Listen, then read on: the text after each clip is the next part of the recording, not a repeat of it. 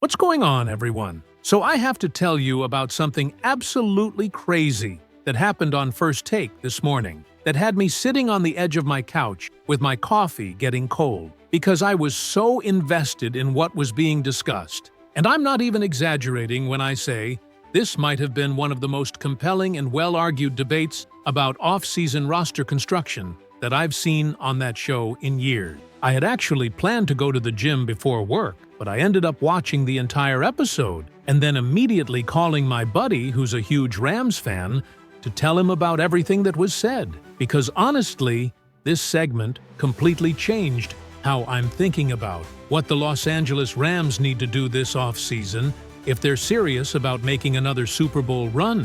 While Matthew Stafford still has elite football left in him, Stephen A. Smith and Shannon Sharpe and Monica McNutt spent well over an hour going back and forth about whether the Rams should make an aggressive move to trade for Denzel Ward from the Cleveland Browns, and the way they broke down every single angle of this potential blockbuster deal, from the Rams' glaring secondary issues to Ward's injury history to the financial implications to what it would take in terms of draft capital to get Cleveland to move him. It was absolutely masterful television and had me completely rethinking what I thought the Rams' off-season priorities should be. Hey, what's up, everyone? Before we dive into everything I have for you today, I need to share something real with you that would mean the absolute world to me. That subscribe button right there? Hitting it right now would bring me one step closer to my dream of reaching 1,000 subscribers. I know you're eager to get into all this content, but real quick, just smash that subscribe button and hit the notification bell. It's such a simple thing. It takes literally 1 second, but it's honestly the biggest way you can support this journey and help me reach that milestone. Trust me, every single subscription gets me closer to that goal. And honestly, it would mean everything to me. So do me that quick favor right now and be part of this dream becoming reality. So First Take came back from commercial break, and you could immediately tell this was going to be a different kind of segment because they had this whole production setup with graphics and film ready to go. And Molly Karim had this really serious look on her face as she introduced what she called one of the most important off-season questions facing any team in the NFL. And before she even said which team or which player she was talking about, Stephen A. was already leaning forward in his chair with this intense expression, like he knew exactly where this was headed, and he had a lot to say about it. And then they put up the graphic showing Denzel Ward in a Rams uniform, and the entire panel just lit up. I mean, you could see Shannon Sharpe's eyes get wide, and Monica McNutt immediately started shuffling through her notes, and Stephen A. literally stood up and started pacing before anyone had even spoken a word. Stephen A. launched into this absolutely passionate monologue right from the beginning. And I mean, he came out swinging with this take about how the Los Angeles Rams just had their Super Bowl window slammed shut in the most brutal and embarrassing fashion possible when they got absolutely torched by the Seattle Seahawks in the NFC Championship game. Stephen A. was going off about how the Rams' secondary was completely exposed in that game, how Jackson Smith-Njigba was running free all over the field, catching passes like he was playing against a high school defense, how cornerback after cornerback on the Rams roster got beat on critical plays, and how if you're Les Snead and Sean McVay and you're watching that game, you have to be sitting there thinking that your entire offseason needs to be focused on fixing what is clearly the most glaring weakness on your entire roster. And Stephen A. was really animated here, using his hands to gesture dramatically, talking about how the Rams have Matthew Stafford, who just proved in the playoffs that he can still play at an elite level, how they have offensive weapons like Cooper Kupp and Puka Nacua, who can absolutely go toe-to-toe with anyone in the league, how they have a young running back in Kyren Williams, who's emerging as a legitimate star, and how their defensive line is still really good with Aaron Donald retired but other guys stepping up. Stephen A. was saying that this is a team that's legitimately 1 or 2 pieces away from being a legitimate Super Bowl contender again, but that those 1 or 2 pieces absolutely have to address the secondary. because right now, their cornerback situation is so bad that it's going to prevent them from beating the elite teams in the NFC. Shannon Sharpe immediately jumped in here, and I have to say, Shannon had this really interesting perspective that I wasn't expecting, because instead of just agreeing with Stephen A. about the Rams' secondary problems, Shannon started talking about Denzel Ward specifically, and why Ward would be the perfect solution for what ails Los Angeles. Shannon was explaining that Ward is not just any cornerback. He's a guy who was the 4th overall pick in the 2018 draft, who made the Pro Bowl multiple times early in his career, who has all-pro caliber talent when he's healthy and playing at his best, and who's still only 27 years old, which means he's right in his prime years as a player. But here's where Shannon's argument got really interesting, because he started talking about why the Cleveland Browns would actually be willing to trade Denzel Ward despite him being their best defensive back, and despite him being a cornerstone piece of their defense for years. Shannon was explaining that the Browns are in complete organizational chaos right now, that they're probably going to be cleaning house and starting over with new leadership, that they have massive salary cap issues that they need to address, and that Ward is making something like $20 million per year, which is a huge cap hit for a team that's rebuilding. And Shannon was making the case that if the Browns can get significant draft capital in return for Ward, something like a first-round pick, or maybe even multiple picks, they would strongly consider moving him to help accelerate their rebuild and create cap flexibility. Monica McNutt then came in with what I thought was an absolutely brilliant breakdown of the Rams' current secondary situation and why it's so dire that they need to make a major move this offseason. Monica started by going through the Rams' free agent list in the secondary, and she was explaining that they have multiple cornerbacks and safeties hitting free agency. Guys like Roger McCreary, who they traded for mid-season, but who never really found a consistent role. Guys like Cameron Curl, who had some good moments, but was also really inconsistent and got exposed in big games. And guys like Kobe Durant, who's just not good enough to be a starting caliber player on a championship team. Monica was really diving into the film here, showing clips from the NFC Championship game, where Rams defensive backs were getting beaten on route after route, where communication breakdowns led to wide-open receivers, where lack of speed and athleticism meant that even when they were in position, they couldn't make plays on the ball. And Monica was pointing out that this isn't just about talent, it's also about depth, because the Rams don't have enough quality cornerbacks to rotate through games and to match up against different types of receivers. And that lack of depth means that their starters are getting gassed late in games, which leads to big plays allowed in crucial moments. And this is where Monica's argument about Denzel Ward got really compelling, because she wasn't just saying that Ward would be an upgrade over what the Rams currently have. She was making the case that Ward would completely transform the entire structure and capability of their defense. Monica was explaining that Ward is the type of true #1 cornerback who can match up against the opponent's best receiver every single game without needing safety help over the top, and that having someone like that allows you to deploy your defense in completely different ways, because you're not constantly having to shade coverage to help your cornerback who's getting beaten. Stephen A.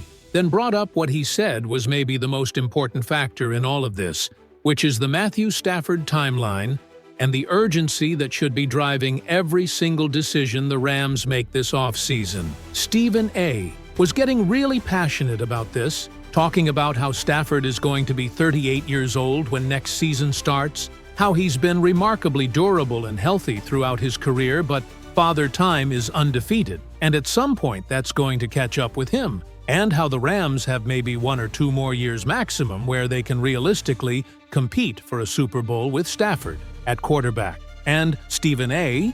was really hammering this point home, saying that when your championship window is that narrow, when you know with certainty that you only have a limited amount of time to win, you cannot afford to be conservative or patient or worried about protecting future draft picks. Stephen A. was saying that the Rams need to adopt the same F them picks mentality that they had a few years ago when they went all in and traded for Matthew Stafford and traded for Von Miller and traded for Jalen Ramsey and eventually won the Super Bowl, because that aggressive win-now approach is the only thing that makes sense when you have a 38-year-old quarterback who's still playing at an elite level. Shannon jumped back in here and started talking about the specific trade package that would be required to get Denzel Ward from the Cleveland Browns.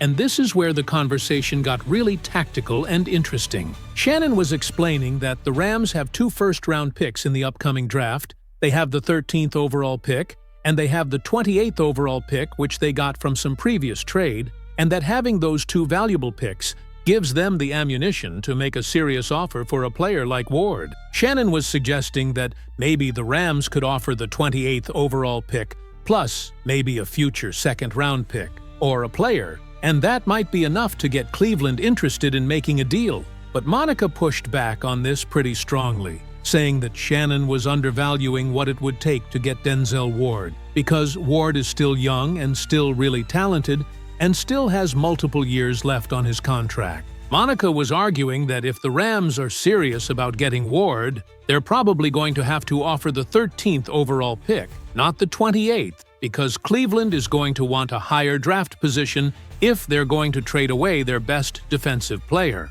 And Monica was saying that even though giving up the 13th pick would be painful, it would absolutely be worth it if you're getting a proven all-pro caliber cornerback in return, rather than gambling on a draft pick who might or might not pan out. First Take then brought in their NFL insider Adam Schefter via satellite, and Schefter started dropping some really interesting information about what's actually happening behind the scenes with Denzel Ward and the Cleveland Browns. According to Schefter's sources, the Browns have not officially made Ward available for trade, and they haven't had any serious discussions with other teams about trading him. But Schefter was saying that given Cleveland's situation, and given the likelihood that they're going to have new management coming in, everything is on the table, and nothing should be considered off-limits, including potentially moving one of their best players, if the price is right. Schefter also mentioned something really interesting, which is that according to people around the league, Denzel Ward himself has been frustrated with the losing culture in Cleveland and with the organizational dysfunction, and that Ward might actually welcome a trade to a contender like the Rams, where he'd have a legitimate chance to compete for a Super Bowl. Schefter was saying that Ward is a California guy, he went to Ohio State, but he's originally from the West Coast, and that playing in Los Angeles for a team like the Rams might actually be his preferred destination if he does get traded. Monica then jumped back in with what I thought was a really smart analysis about how Denzel Ward would specifically fit into the Rams' defensive scheme, under whoever their defensive coordinator is going to be next season. Monica was explaining that Ward is an incredibly versatile cornerback who can play man coverage or zone coverage, who can press at the line of scrimmage or playoff coverage, who can match up against big physical receivers or smaller, quick receivers, and that this kind of versatility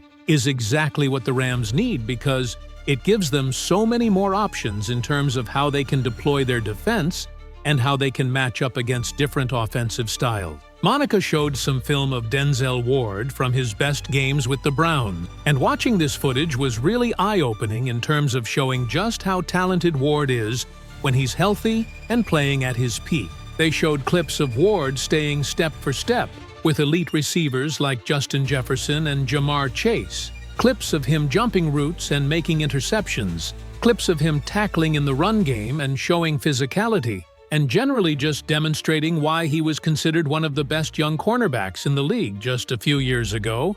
But then Stephen A. brought up what he said was the elephant in the room that nobody wants to talk about, which is Denzel Ward's injury history and whether he can actually stay healthy for a full season and playoffs. Stephen A. was going through Ward's career and pointing out all the times he's missed games due to various injuries, concussions, hamstring issues, other soft tissue injuries, and Stephen A. was questioning whether the Rams really want to trade a first-round pick for a player who might not even be available when they need him most in critical games. And Stephen A. was really pressing this point, saying that the worst possible scenario for the Rams would be to give up significant draft capital to acquire Ward, to pay him $20 million per year, and then to have him miss half the season with injuries and not be available in the playoffs when the games matter most. Stephen A. was saying that durability and availability are the most important abilities in football, and that if you can't stay on the field, all the talent in the world doesn't matter. But Shannon had a really interesting counter-argument to this, where he acknowledged that yes, Ward has had injury issues, but he was also arguing that a lot of those injuries were the result of playing for a bad Browns team, where he had to do everything himself defensively and where he was exposed to more physical punishment because he didn't have help around him. Shannon was making the case that if Ward comes to the Rams, where they have a better defensive line that can generate pressure, where they have better safety play behind him, where he wouldn't have to carry the entire defense on his shoulders, that might actually help keep him healthier because he wouldn't be taking as much punishment and wouldn't be as exposed to contact. First Take then showed some really interesting salary cap analysis about how the Rams could actually fit Denzel Ward's contract into their cap structure. And this was fascinating because it turns out the Rams are actually in pretty good shape financially heading into this offseason. The cap expert they brought on explained that Los Angeles has something like $43 million in cap space, which is unusual for a team that's been as competitive as they have been, and that this gives them the flexibility to take on a contract like Ward's without having to make a bunch of other painful cuts or restructures. The expert was also explaining that because Ward is already under contract for multiple years, the Rams wouldn't have to worry about immediately giving him a new deal or a contract extension.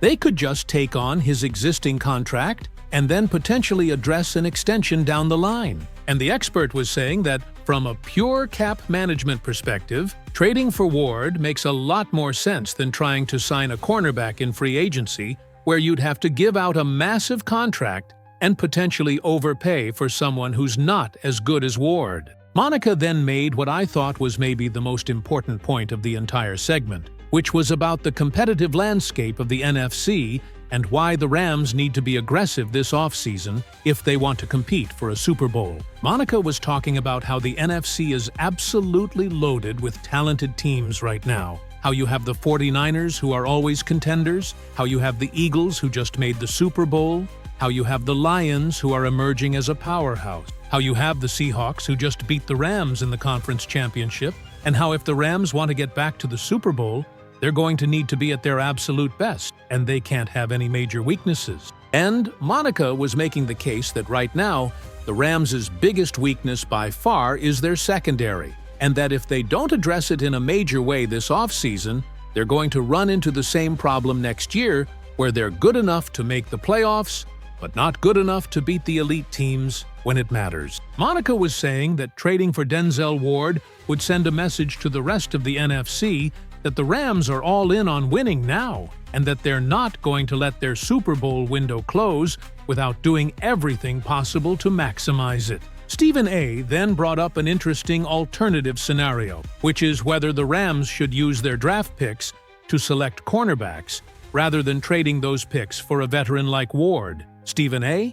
was mentioning some of the top cornerback prospects in the upcoming draft, guys like Mansour Delane and Jamar McCoy, who are both projected to go in the first round. And Stephen A. was questioning whether the Rams might be better off drafting one of these young prospects at the 13th pick, rather than giving up that pick to trade for Ward, who has injury concerns and who's already on the wrong side of his peak years, potentially. But Shannon came back really strongly on this, arguing that you cannot compare a draft prospect, even a highly touted one, to a proven Pro Bowl player like Denzel Ward. Shannon was saying that draft picks are inherently uncertain, that there's no guarantee that Mansour Delane or Jamar McCoy or anyone else is actually going to be good in the NFL, and that when you have a 38-year-old quarterback and a narrow championship window, you cannot afford to gamble on unproven rookies when you have the opportunity to trade for someone who's already proven